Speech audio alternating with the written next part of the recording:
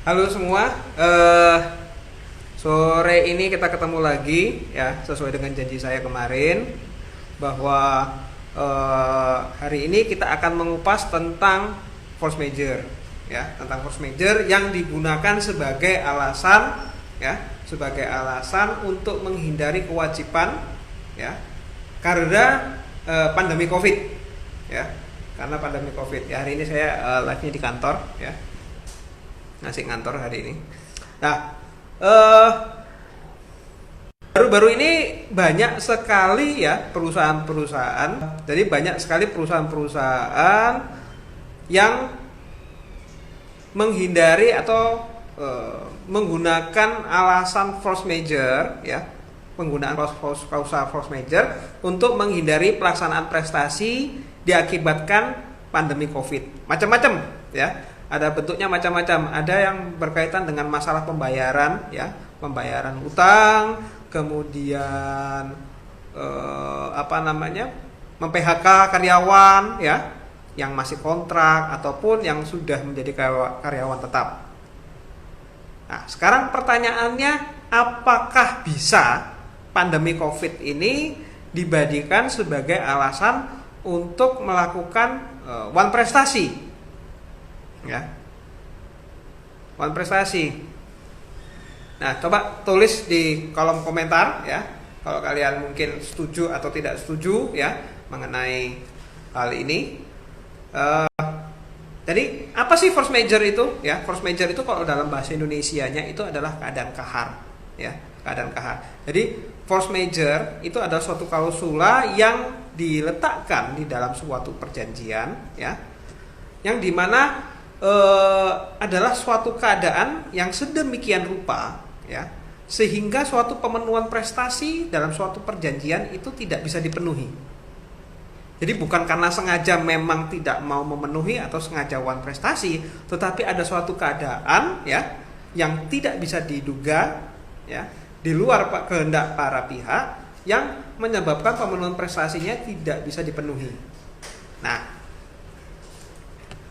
dalam hukum kita ya, dalam hukum Indonesia itu klausula atau pasal yang mengatur secara khusus tentang force major ini sebenarnya nggak ada ya, sebenarnya nggak ada. Tetapi pengaturan tentang force major itu bisa dilihat ya, bisa dilihat di dalam pasal 1244 ya, 1244 KUH Perdata, Kitab Undang-Undang Hukum Perdata, dan di 1245 KUH Perdata ya. Jadi pengaturannya itu ada di situ. Nah, bunyi pasal di 1244 itu ya, di pasal 1244 itu saya coba sebutkan ya. Debitur harus dihukum untuk mengganti biaya kerugian dan bunga bila dia tidak dapat membuktikan bahwa tidak bisa dilaksanakannya perikatan itu atau tidak tepat waktu dalam melaksanakan perikatan itu disebabkan oleh suatu hal yang tidak terduga, yang tidak dapat dipertanggungjawabkan kepadanya walaupun tidak ada etikat buruk padanya.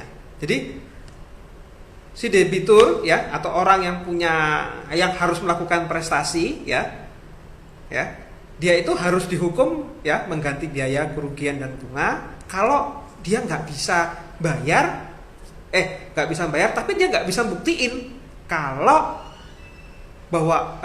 dia nggak bisa bayarnya itu bukan karena dia nggak mau ya, tetapi ada suatu akibat ya lain yang membuat dia tidak bisa membayar. Nah, untuk debitur yang tidak bisa menyebutkan alasan kenapa dia tidak bisa bayar, maka dia harus dihukum bunga dan denda ya. Itu maksud pasalnya. Terus di pasal 1245-nya tidak ada penggantian biaya kerugian dan bunga dalam keadaan memaksa atau karena hal yang terjadi secara kebetulan debitur terhalang memberikan atau berbuat sesuatu yang diwajibkan atau melaksanakan sesuatu perbuatan yang terlarang baginya. Jadi pada intinya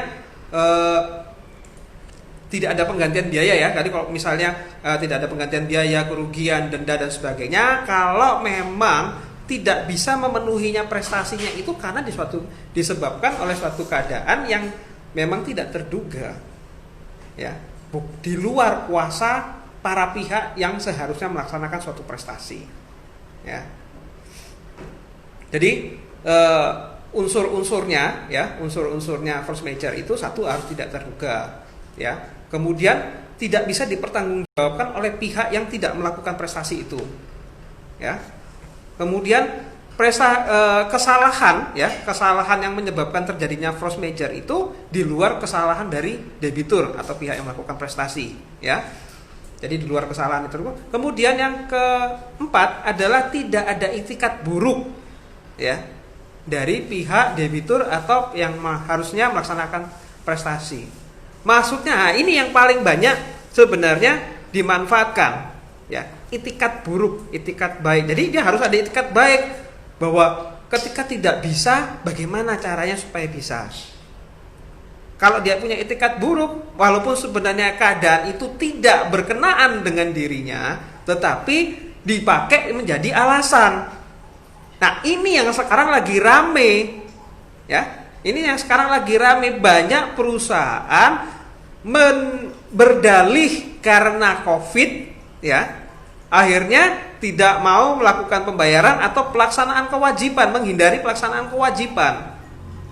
Ini banyak sekali. Ya, banyak sekali ya. Kita anggap contoh, memang jujur ada banyak lini usaha yang terimbas ya, yang terimbas dari adanya COVID ya, pandemi COVID ini.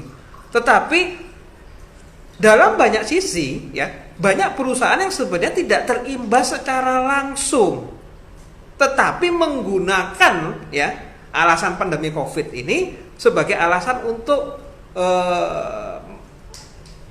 mendalilkan atau menggunakan klausul force major atau keadaan kahar. Nah, bagaimana bisa membedakan ya, membedakan bahwa ini klausul force major ini bisa digunakan atau tidak. Nah, sebelumnya saya jelaskan terlebih dahulu bahwa ada dua pendapat ya, ada dua pendapat mengenai force major ya. Force major ini. Ada yang berpendapat bahwa klausul force major itu tidak perlu ada di dalam suatu perjanjian. Ya. Ada yang mengatakan bahwa nggak perlu ada, tetapi langsung itu bisa digunakan. Ya, langsung itu bisa digunakan. Karena kalau misalnya tiba-tiba terjadi huru-hara kemudian atau pemerintah merubah peraturan undang-undang, force major ini bisa secara langsung aktif ya, menjadi alasan bagi para pihak yang seharusnya dia memenuhi prestasinya namun tidak memenuhi prestasinya. Nah, tetapi saya lebih ke pendapat yang kedua, bahwa klausul force major itu harus ada di dalam sebuah perjanjian. Kenapa kok harus ada? Ya. Karena klausul force major itu tidak boleh menimbulkan penafsiran ya, atau tidak boleh multitafsir. Ya, tidak boleh multitafsir.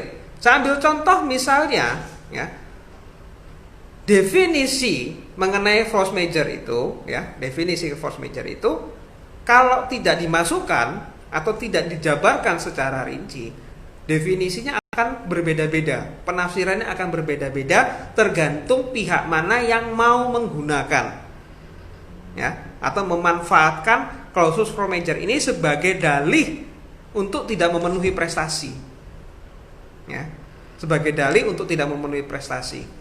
Jadi menurut saya penggunaan pasal force major atau pencantuman ya, pencantuman pasal atau klausul force major atau keadaan kahar dalam suatu perjanjian adalah wajib hukumnya. Itu pertama. Yang kedua ya, harus dipahami, harus dijelaskan jenis-jenis keadaan seperti apa yang masuk di dalam force major ini. Ya, nomor 2 itu harus definisinya harus jelas. Dalam hal kejadian apa saja yang masuk di dalam force major. Contoh yang paling umum itu adalah masalah tentang apa? Huru-hara, bencana alam, gempa bumi, ya. Tapi hanya beberapa saja yang memasukkan tentang definisi, misalnya wabah penyakit misalnya. Ini cuma sedikit. Nah, kalau itu tidak dicantumkan ya, kalau itu tidak dicantumkan di dalam suatu clausus force majeure, jadi dalam artian tidak lengkap ya, jadi wabah penyakit misalnya nggak dimasukkan, bisa nggak dipakai namanya clausus force majeure ini untuk dalam kondisi pandemi COVID seperti sekarang ini? Bisa nggak? Mungkin ada yang bisa jawab? Jadi bisa atau tidak kalau misalnya di dalam clausus force majeure itu tidak tercantum ya wabah penyakit misalnya, bisa nggak kondisi sekarang ini dipakai untuk menjalankan ya clausus force majeure itu? Jawabannya ya dan tidak. Maksudnya apa? Nah, begini. Jadi wabah penyakit biasanya memang jarang atau hanya beberapa saja yang mencantumkan itu di dalam clausus force majeure-nya. Tetapi banyak pada umumnya ya tadi gempa bumi, kemudian huru-hara, bencana alam, ya. Kemudian peraturan pemerintah, ya, peraturan pemerintah. Nah ini yang atau kebijaksanaan pemerintah, ya. Itu yang berimbas langsung dalam bisnis atau penjalanan prestasi dalam suatu kontrak atau perjanjian. Nah, perlu kita ingat PSBB kemarin, ya, PSBB kemarin itu kan suatu bentuk peraturan atau ketentuan atau kebijaksanaan yang diambil oleh pemerintah. Nah, ini bisa memang dipakai, ya, memang bisa dipakai dalam artian untuk menghambat atau tidak menggunakan clausus force majeure ini untuk tidak menunda ya pelaksanaan prestasi atau tidak bisa melaksanakan suatu prestasi. Contohnya apa? Misalnya ada banyak pabrik ya atau misalnya tempat usaha yang pada waktu PSBB ya itu dilarang beroperasi. Nah, contoh misalnya mall ya. Mall, kemudian apalagi itu tempat-tempat hiburan ya. Kafe-kafe. Nah, pada waktu itu ya bisa saja dia menggunakan klausul-klausul force majeure ini. Misal ini namanya kafe, karena kafe pada waktu itu tidak dilarang ya pada waktu PSBB itu karena dia biasa tempat berkumpul banyak orang, otomatis dia menjadi salah satu tempat yang terimbas dari peraturan PSBB, secara otomatis tidak bisa aktif ya. Tidak bisa bekerja, tidak bisa buka tempat. Nah, sementara yang namanya kafe itu kan pasti menggunakan bahan baku kayak kopi ya dan sebagainya. Nah, sometimes ya kafe-kafe ini punya kopi atau bahan-bahan yang baku yang lainnya ini dipasok ya dari distributor ya, yang dimana masalah pembayarannya tidak semua yang langsung dibayar lunas. Dan bisa jadi itu dalam bentuk termin-termin ya, atau dibayar pada akhir bulan misalnya. Nah, ketika kafe ini tidak bisa beroperasi, karena kopinya juga tidak bisa beroperasi, berarti kan kopinya nganggur nih bahan bakunya, ya, otomatis ngendon, nggak kepake. Nah, buat yang dipakai buat bayar ke distributor apa? Nah, itu bisa menggunakan klausul force majeure, ya.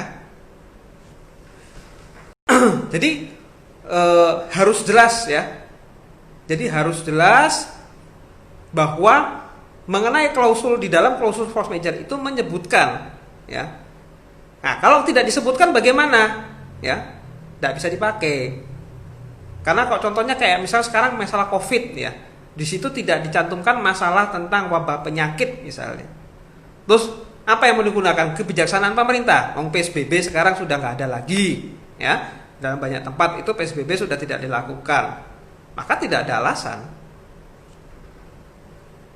Kemudian yang harus diatur dalam suatu force majeure ya, atau force majeure selain tadi menentukan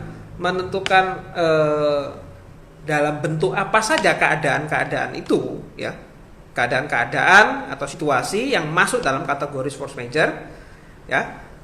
Berikutnya adalah bagaimana ya, apabila itu terjadi,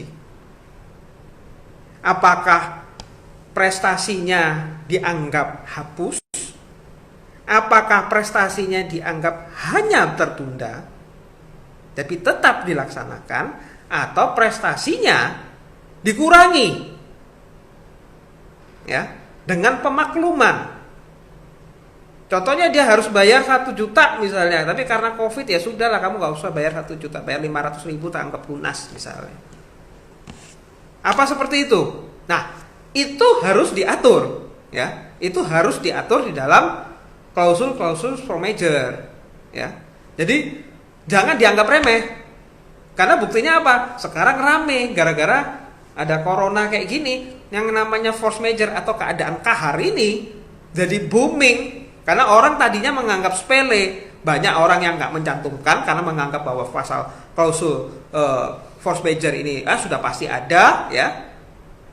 Tetapi ada juga yang menganggap hanya pokoknya ini klausul yang paling tidak harus ada lah, tapi cuman sekedar ada, ya, tanpa menjelaskan secara rinci berkaitan dengan keadaan-keadaan seperti apa, kemudian bagaimana pelaksanaan after, ya, atau setelah dinyatakan bahwa itu masuk di dalam keadaan kahar, ya. Jadi dengan demikian kita bisa menilai bahwa pelaksanaan atau menggunakan klausul force majeure itu nggak bisa sembarangan.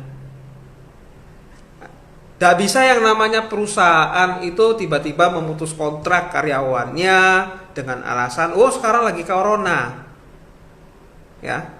Kamu nggak bisa maksa kami untuk meneruskan. Contoh ini karyawan kontrak, ya, karyawan kontrak masa kerja 1 tahun, ya, kontraknya masa kerja 1 tahun.